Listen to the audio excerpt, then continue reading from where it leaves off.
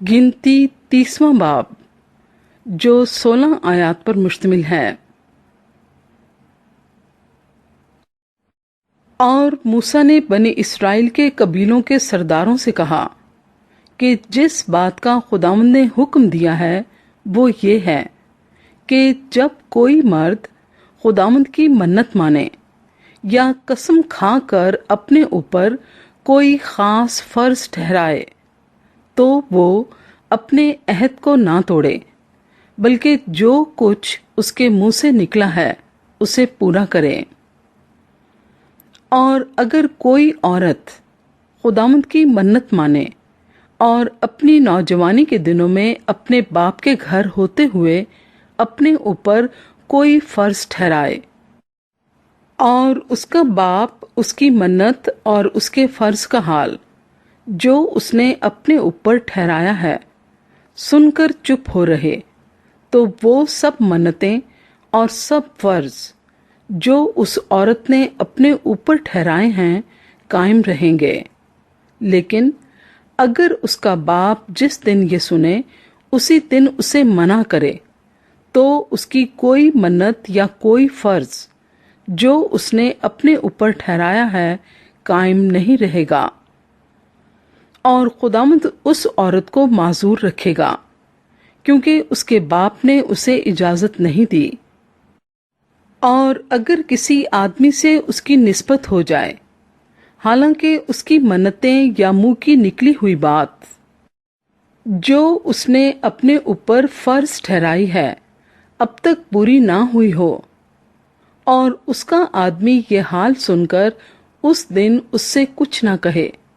तो उसकी मन्नतें कायम रहेंगी और जो बातें उसने अपने ऊपर फर्ज ठहराई हैं वो भी कायम रहेंगी। लेकिन अगर उसका आदमी जिस दिन ये सब सुने उसी दिन उसे मना करे तो उसने गोया उस औरत की मन्नत को और उसके मुंह की निकली हुई बात को जो उसने अपने ऊपर फर्ज ठहराई थी तोड़ दिया और खुदावंद उस औरत को माजूर रखेगा। पर बेवा और मुतल्लका की मन्नतें और फर्ज ठहराई हुई बातें कायम रहेंगी। और अगर उसने अपने शौहर के होते हुए कुछ मन्नत मानी या कसम खाकर अपने ऊपर कोई फर्ज ठहराया हो और उसका शौहर ये हाल सुनकर खामोश रहा हो और उसे मना ना किया हो, तो उसकी मन्नतें और सब फर्ज जो उसने अपने ऊपर ठहराए कायम रहेंगे। पर अगर उसके शौहर ने जिस दिन ये सब सुना उसी दिन उसे बातिल ठहराया हो,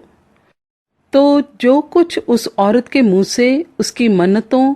और ठहराए हुए फर्ज के बारे में निकला है वो कायम नहीं रहेगा। उसके शौहर ने उनको तोड़ डाला है और खुदावंद उस औरत को माजूर रखेगा। उसकी हर मन्नत को और अपनी जान को दुख देने की हर कसम को उसका शौहर चाहे तो कायम रखे या अगर चाहे तो बातिल ठहराए। पर अगर उसका शौहर रोज बरोज खामोश ही रहे तो वो गोया उसकी सब मन्नतों और ठहराए हुए फर्जों को कायम कर देता है। उसने उनको कायम यूं किया कि जिस दिन से सब सुना वो खामोश ही रहा। पर अगर वो उनको सुनकर बाद में उनको बातिल ठहराए तो वो उस औरत का गुनाह उठाएगा। शौहर और बीवी के दरमियान और बाप बेटी के दरमियान, जब बेटी नौजवानी के आयाम में बाप के घर हो, इन ही आइन का हुक्म